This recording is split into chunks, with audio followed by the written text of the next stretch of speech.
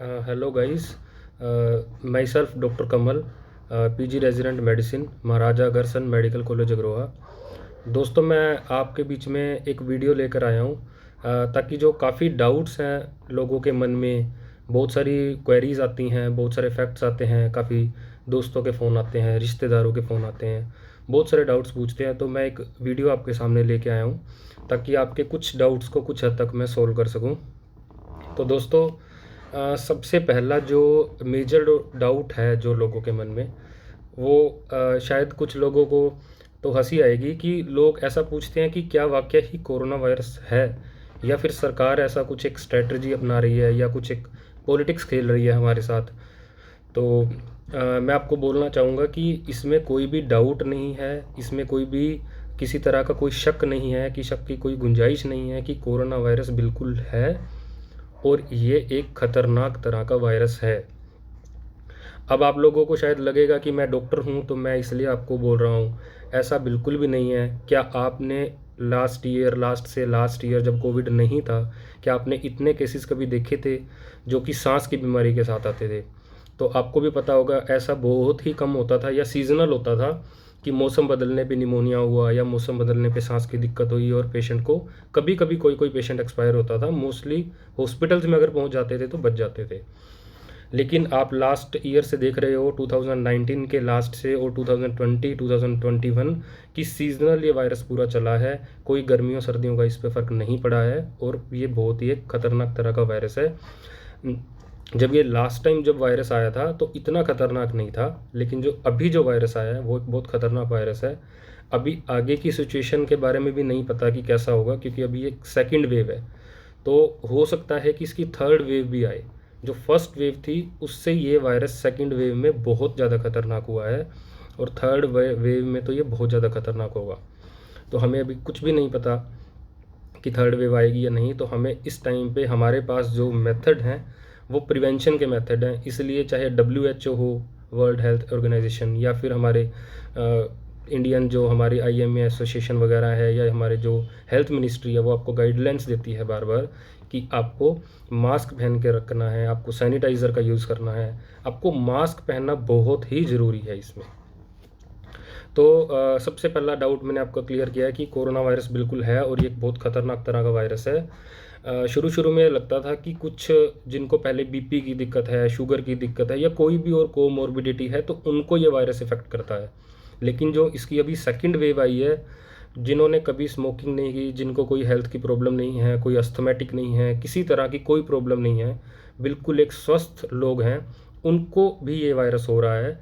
और इस वायरस की खास बात ये है कि जब लास्ट टाइम ये वायरस आया था तो पहले एक प्रॉपर हिस्ट्री मिलती थी कि मुझे बुखार आया करके, और उसके बाद उसको शॉर्टनेस ऑफ ब्रेथ होने लगी, सांस की दिक्कत होने लगी, खांसी होने लगी, किसी किसी को बलगम भी आने लगा, और फिर उसको सिम्टम्स आने लगे 10 से 15 दिन के भीतर।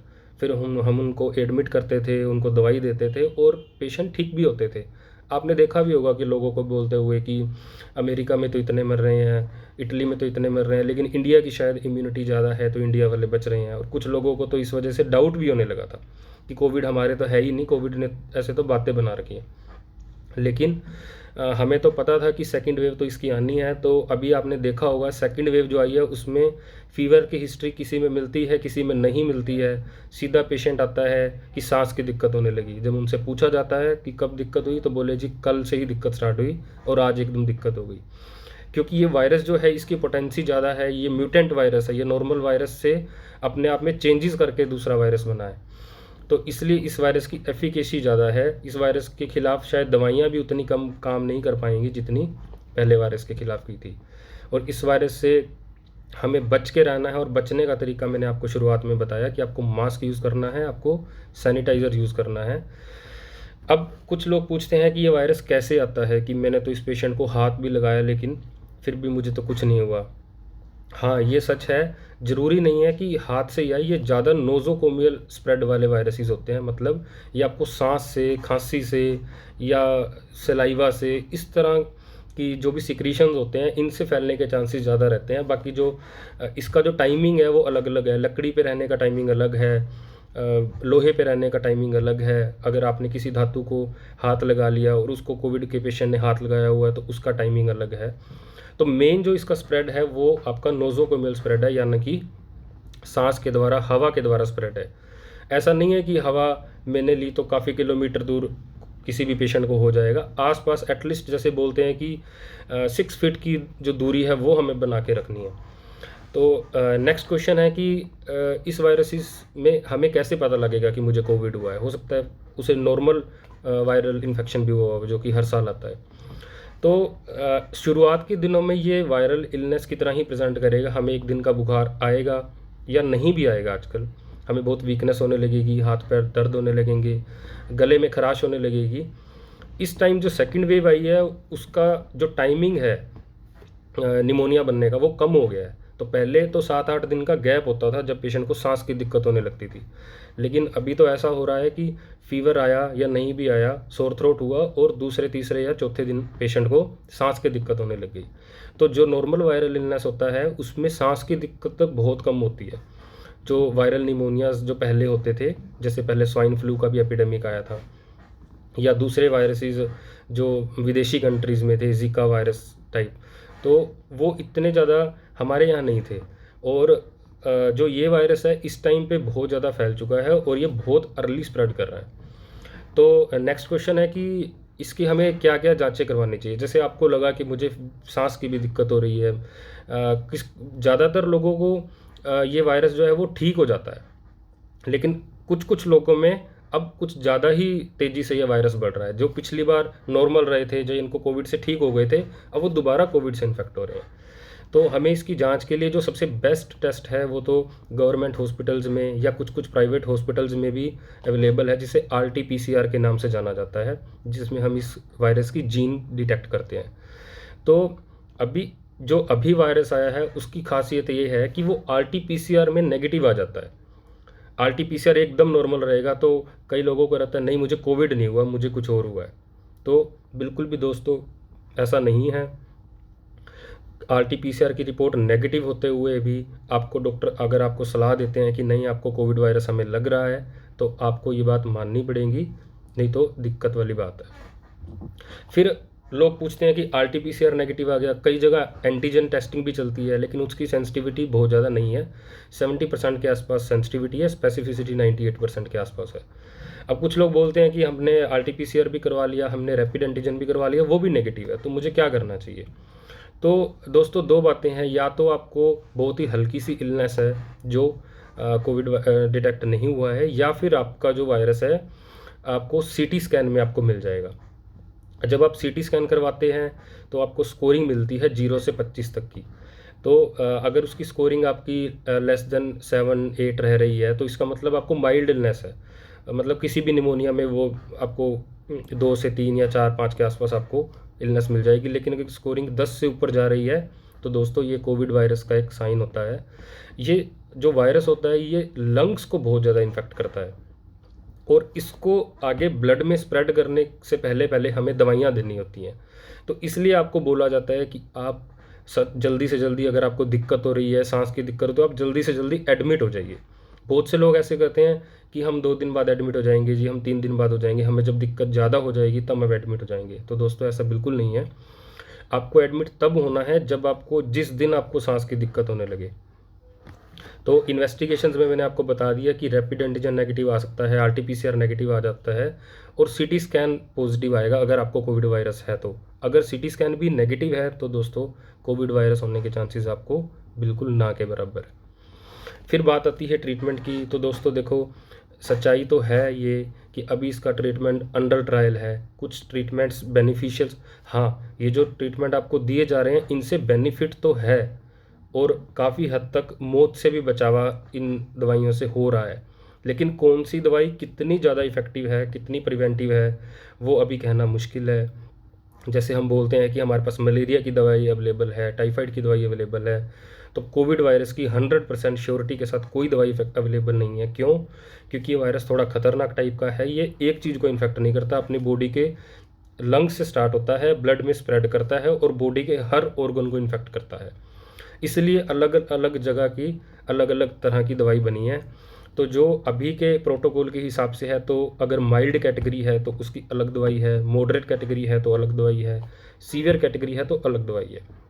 ब्रीफ में आपको बता दूं, अगर किसी पेशेंट को फीवर हुआ, किसी को सोर थ्रोट हुआ, लेकिन सांस की दिक्कत नहीं हुई, सिर्फ बुखार आया 2-4 दिन, गले में खराश हुई, वीकनेस महसूस हुई, वीकनेस बहुत ही ज़्यादा थी जो पेशेंट ने कभी आज तक पहले नहीं फेस की, तो वो आपको एक माइल्ड तरह की इलनेस की तरफ लेके जाता है।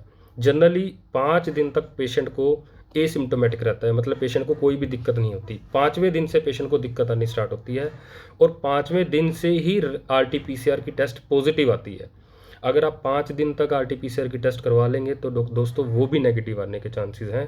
5 दिन के बाद एंटीबॉडीज़ और एंटीजेंस जो हैं वो हमारी बॉडी में डिटेक्ट होने स्टार्ट होते हैं, और जो RT-PCR है वो भी 5वें दिन के बाद पॉजिटिव आना स्टार्ट होता है। तो 5वें दिन से पहले अगर RT-PCR करवा रहे हैं तो उसके चांसेस बहुत ही कम हैं।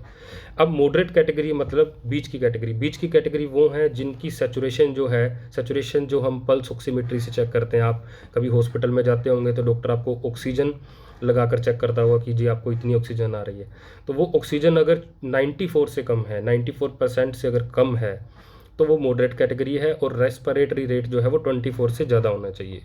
रेस्पिरेटरी रेट मतलब हमारे सांस लेने की क्षमता जो है, अगर वो ज़्यादा हो रही है, सांस हम ज़्यादा ले रहे हैं, हाफ के ले रहे हैं, तो 24 से ज़्यादा है, अगर वो 1 मिनट में 24 से ज़्यादा, तो वो मॉडरेट कैटेगरी में आता है। और सीवियर कैटेगरी में वो लोग आते हैं जिनकी SpO2 90% से कम हो चुकी है और जिनका रेस्पिरेटरी रेट 30% से ज़्यादा हो चुका है। तो दोस्तों, अगर पेशेंट मॉडरेट कैटेगरी में जा रहा है, इसका मतलब हमने इनिशियली का जो ट्रीटमेंट का फेज़ था वो हमने खो दिया है, और अब पेशेंट मॉडरेट से सीवियर में भी जा सकता है और हम उस पेशेंट को खो भी सकते हैं। तो जैसे ही पेशेंट आपको लगे कि थोड़ा सा भी डिस्ट्रेस में जाने लगा, दिक्कत होने लगी, तो आपको साथ के साथ पेशेंट को हॉस्पिटल में एडमिट करवाना पड़ेगा। और जो भी डॉक्टर होगा फिर वो अपना ट्रीटमेंट देगा, उसको मास्क पे लेगा या उसको वेंटिलेटर पे लेगा, वो पेशेंट के हिसाब से। अब कुछ लोग, एक और डाउट है कि कुछ लोग मेडिकल से दवाइयाँ खरीद रहे हैं। जैसे लोग ज़्यादातर इंडिया के जो लोग हैं वो अनपढ़ होते हैं, या फिर जो लोग होते हैं वो अंधविश्वासी होते हैं। तो वो क्या कर रहे हैं कि वो रेमडेसिविर के इंजेक्शन्स खरीद रहे हैं या फिर फेविप्लू के इंजेक्शन्स खरीद के रख रहे हैं।